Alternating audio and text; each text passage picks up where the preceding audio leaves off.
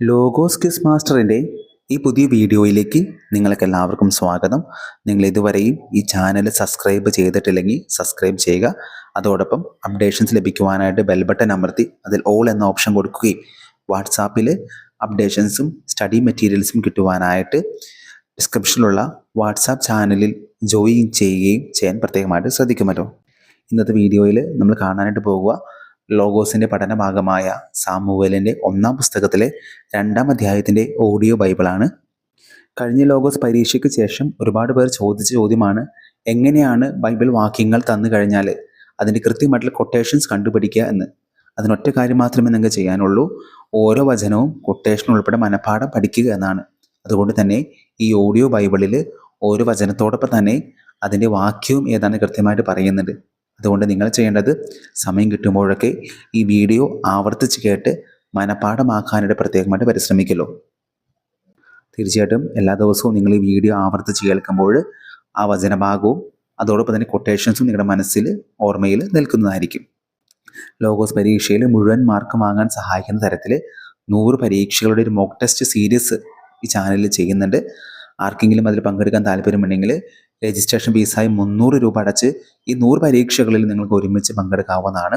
അത് താല്പര്യമുള്ളവർ സ്ക്രീനിൽ കാണുന്ന ഈ നമ്പറിലേക്ക് രജിസ്ട്രേഷൻ ഫീസായ 300 രൂപ ഗൂഗിൾ പേ ചെയ്തതിന് ശേഷം അതേ നമ്പറിലേക്ക് തന്നെ ഗൂഗിൾ പേയുടെ സ്ക്രീൻഷോട്ടും നിങ്ങളുടെ പേരും പരീക്ഷയുടെ ലിങ്ക് ലഭിക്കേണ്ട വാട്സാപ്പ് നമ്പറും കൂടി അയക്കാനായിട്ട് പ്രത്യേകമായി ശ്രദ്ധിക്കുമല്ലോ. നമുക്ക് ചാനൽ വീഡിയോയിലേക്ക് കടക്കാം. 1 സാമുവേൽ 2-ാം അധ്യായം 1-ാം വാക്യം. ഹന്ന ഇങ്ങനെ പ്രാർത്ഥിച്ചു: എൻ്റെ ഹൃദയം കർത്താവിൽ ആനന്ദിക്കുന്നു, എൻ്റെ ശിരസ് കർത്താവിൽ ഉയർന്നിരിക്കുന്നു. എൻ്റെ അധരം ശത്രുക്കളെ പരിഹസിക്കുന്നു, എന്തെന്നാൽ അവിടുത്തെ രക്ഷയിൽ ഞാൻ ആനന്ദിക്കുന്നു. 2-ാം അധ്യായം 2-ാം വാക്യം.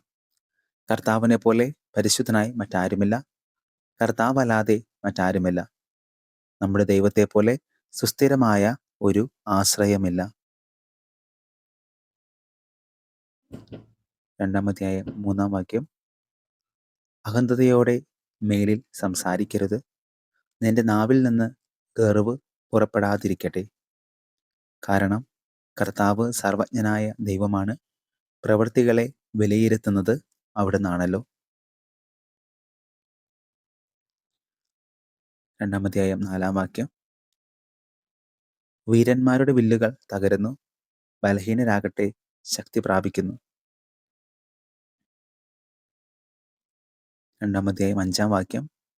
സുഭിക്ഷം അനുഭവിച്ചിരുന്നവർ ആഹാരത്തിനായി കൂലിപ്പണി ചെയ്യുന്നു, വിശപ്പ് അനുഭവിച്ചിരുന്നവർ സംതൃപ്തി അടയുന്നു.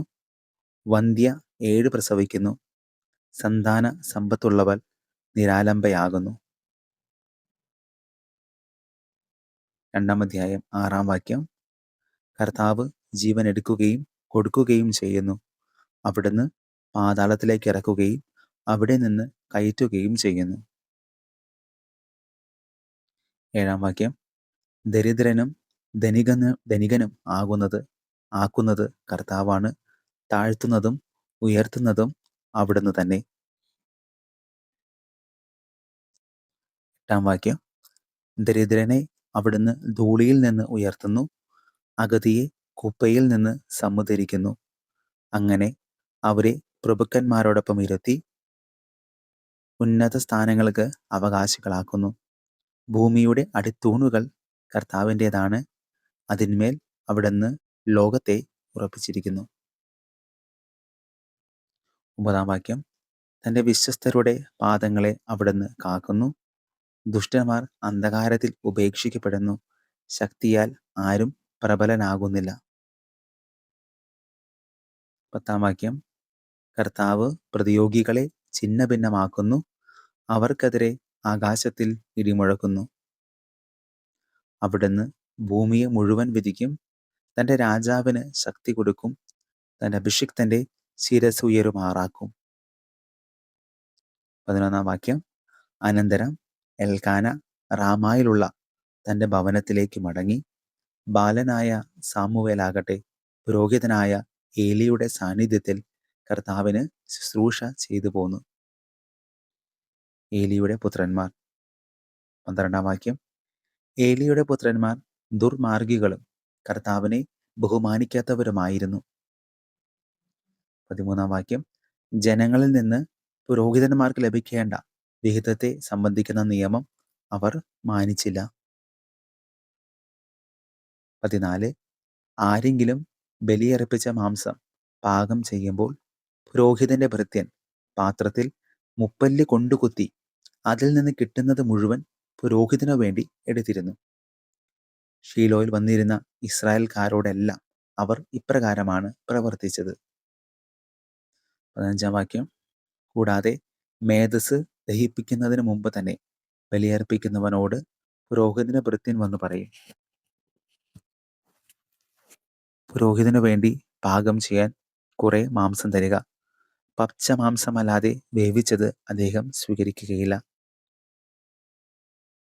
16-ാം വാക്യം, ആദ്യം മേധസ് ദഹിപ്പിക്കട്ടെ, എന്നിട്ട് നിങ്ങൾക്ക് ഇഷ്ടമുള്ളത് എടുത്തു തരാം എന്ന് തടസ്സം പറഞ്ഞാൽ, പോരാ, ഇപ്പോൾ തന്നെ വേണം, അല്ലെങ്കിൽ ഞാൻ ബലം പ്രയോഗിച്ച് എടുക്കുമെന്ന് അവൻ മറുപടി പറയുമായിരുന്നു. 17-ാം വാക്യം, ഏലിയുടെ പുത്രന്മാരുടെ പാപം ദൈവസന്നിധിയിൽ ഗുരുതരമായി തീർന്നു. അത്ര അശ്രദ്ധയോടെയാണ് അവർ കർത്താവിനുള്ള അർച്ചനയെ വീക്ഷിച്ചത്. 18, ബാലനായ സാമുവൽ കർത്താവിന് ശുശ്രൂഷ ചെയ്തു പോന്നു. ചണനൂൽ കൊണ്ടുള്ള ഒരു വിശേഷ വസ്ത്രമാണ് അവൻ ധരിച്ചിരുന്നത്. 19, ബലിയർപ്പിക്കാൻ ഭർത്താവിനോടത്ത് വർഷം തോറും പോകുമ്പോൾ അവന്റെ അമ്മ ചെറിയ ഉടുപ്പുണ്ടാക്കി അവന് കൊടുക്കുമായിരുന്നു. 20, കർത്താവിന് സമർപ്പിച്ച ഈ കുട്ടിക്ക് പകരം ഈ സ്ത്രീയിൽ നിന്നു തന്നെ വേറെ സന്താനങ്ങളെ ദൈവം നൽകട്ടെ എന്ന് എൽക്കാനയും ഭാര്യയെയും ഏലി അനുഗ്രഹിച്ചിരുന്നു. പിന്നീട് അവർ വീട്ടിലേക്ക് പോകും. 21-ാം വാക്യം, കർത്താവ് ഹന്നായെ കടാക്ഷിച്ചു. അവൾ ഗർഭം ധരിച്ച് 3 പുത്രന്മാരെയും 2 പുത്രിമാരെയും പ്രസവിച്ചു. ബാലനായ സാമുവേലാകട്ടെ കർത്താവിന്റെ സന്നിധിയിൽ വളർന്നു വന്നു. 22, ഏലി വൃദ്ധനായി തൻ്റെ പുത്രന്മാർ ഇസ്രായേൽ ജനത്തോട് ചെയ്തിരുന്നതെല്ലാം അവൻ കേട്ടു. സമാഗമ കൂടാരത്തിന്റെ പ്രവേശന കവാടത്തിൽ ജോലി ചെയ്തിരുന്ന സ്ത്രീകളോടൊത്ത് അവർ ശയിച്ചിരുന്ന വിവരവും അവൻ അറിഞ്ഞു. 23-ാം വാക്യം, അവൻ അവരോട് പറഞ്ഞു, എന്താണ് നിങ്ങൾ ഈ ചെയ്യുന്നത്? നിങ്ങളുടെ ദുഷ്കൃത്യങ്ങളെപ്പറ്റി ഓരോരുത്തർ പറയുന്നത് ഞാൻ കേൾക്കുന്നു. 24-ാം വാക്യം, മക്കളെ, മേലാൽ അങ്ങനെ ചെയ്യരുത്. നിങ്ങളെപ്പറ്റി ദൈവജനം പറഞ്ഞ് ഞാൻ കേൾക്കുന്ന കാര്യങ്ങൾ തീരെ നന്നല്ല. 25, മനുഷ്യനോട് പാപം ചെയ്താൽ ദൈവം അവനു വേണ്ടി മാധ്യസ്ഥം വഹിക്കും. കർത്താവിനോട് പാപം ചെയ്താൽ ആർ മാധ്യസ്ഥം വഹിക്കും? പക്ഷേ അവർ പിതാവിന്റെ വാക്ക് കേട്ടില്ല, കാരണം അവരെ നശിപ്പിക്കാൻ കർത്താവ് നിശ്ചയിച്ചിരുന്നു. 26-ാം വാക്യം, ബാലനായ സാമുവേലാകട്ടെ കർത്താവിൻ്റെയും മനുഷ്യരുടെയും പ്രീതിയിൽ വളർന്നു വന്നു.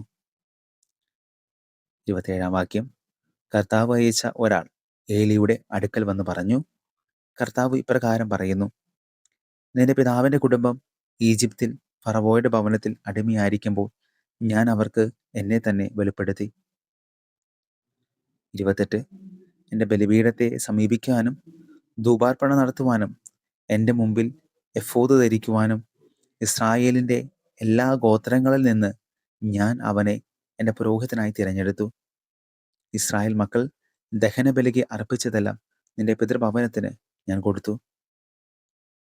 29-ാം വാക്യം, എന്നിട്ടും എന്തുകൊണ്ടാണ് എനിക്ക് അർപ്പിക്കണമെന്ന് കൽപ്പിച്ചിട്ടുള്ള ബലികളെയും കാഴ്ചകളെയും നീ ആർത്തിയോടെ നോക്കുന്നത്? നിങ്ങൾ എൻ്റെ ജനം എനിക്ക് അർപ്പിക്കുന്ന സകല ബലികളുടെയും വിശിഷ്ടഭാഗം തിന്നുകൊഴുത്തു. എന്നേക്കാൾ കൂടുതൽ നിന്റെ മക്കളെ നീ ബഹുമാനിക്കുന്നതെന്ത്? 30-ാം വാക്യം, അതിനാൽ ഇസ്രായേലിന്റെ ദൈവമായ കർത്താവ് അരുളി ചെയ്യുന്നു, നിന്റെയും നിന്റെ പിതാവിൻ്റെയും കുടുംബം നിത്യം എനിക്ക് ശുശ്രൂഷ ചെയ്യുമെന്ന് ഞാൻ വാഗ്ദാനം ചെയ്തിരുന്നു.